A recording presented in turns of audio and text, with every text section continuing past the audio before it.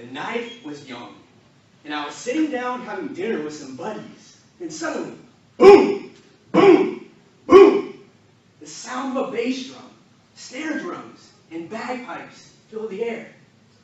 In marched a marching band of firemen, dressed in a slick fireman hat, a slick fireman shirt, and a slick pair of red Scottish kilts. I was impressed. I was surprised. Would you ever expect to see something like this in a restaurant? Once the band had concluded playing, I heard something hit the ground. I looked down, and a fireman had lost his marbles. On his belt lay a bag of marbles, now resting on the ground, waiting to be rescued by the firemen.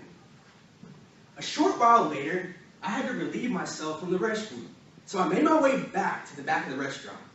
And as I made my way towards the exit, I said, "Nice playing," to a few of the firemen to my left. And as I made my way to the exit, I looked down towards the door. And there, I noticed that somebody had lost their marble. I reached down, I picked it up, and I started thinking back. I started thinking back at all the times that I'm driving down the road and somebody cuts me off. I'm driving down the road and I'm stopping at light after light after light, is frustrated trying not to be late to where I'm trying to get to. I think about all the times that my golf games are just completely going downhill. This could be the answer. This could be the lucky charm. The thing that they always say that this thing comes down to the universe and has this special power that you're going to use to help to turn your life around. I immediately pocketed this marble. I got home and I set it right on top of my dresser for future use. A few weeks later, I started to come up with some ideas. I thought, what could I do with this marble? Should I test my luck in the lottery? Should I test my luck in the stock market? That might be a little bit too risky. How about, let's see how this marble can lower my golf scores. I made my way down to the golf course. It was a bright sunny day, about 72 degrees. This course always challenges me. The fairways are so tight. The greens are perched up on top of a hill, surrounded by sand. But now, I had a secret weapon. I stepped up onto the first tee, making sure my marble was in my pocket.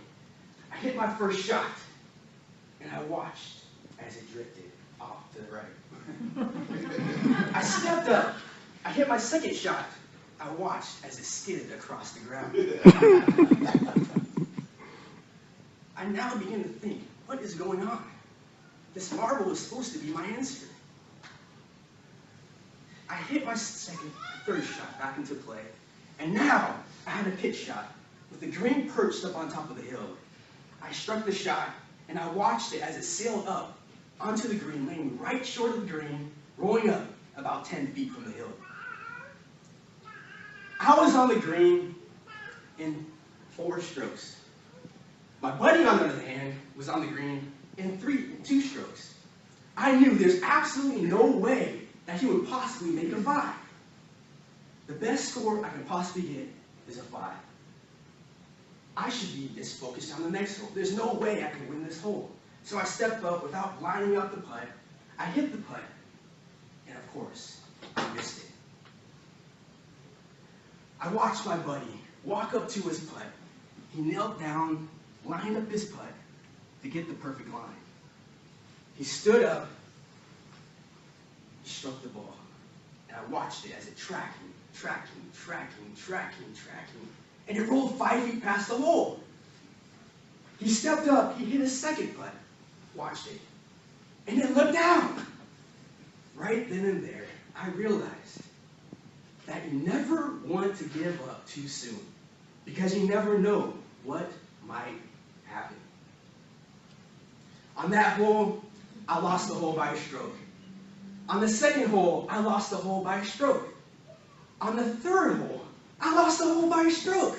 I'm like, what is going on? This marble was on the ground for a reason. It's bad luck.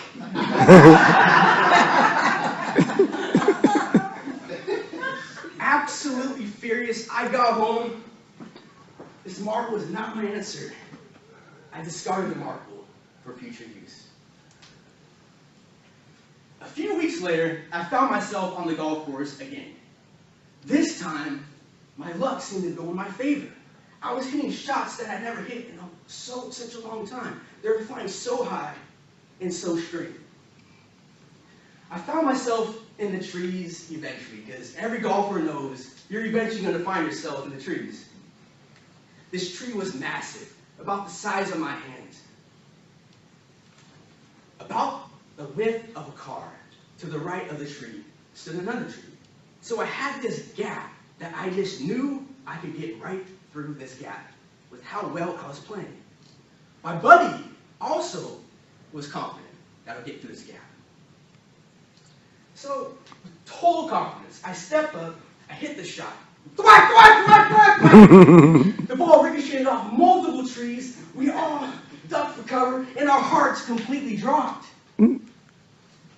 Now, I found myself even deeper in the trees than ever before.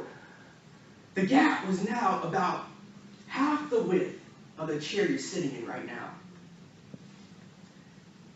I already escaped death once. Surely I could do it again. I took out my 3-wood. I needed to keep the ball low. I stepped up, I prayed, I hit the shot, and complete silence. It was as if you're walking out onto a lake in the early morning, and it's just absolutely silent. I watched as it skidded right through the gap, tracking right towards the green. It landed right short of the green, right where I needed to land, rolled up onto the green, and I had a chance to save the par. Right then and there, I realized that luck does not come from a tangible object. Luck is something that is created from within. Toastmasters.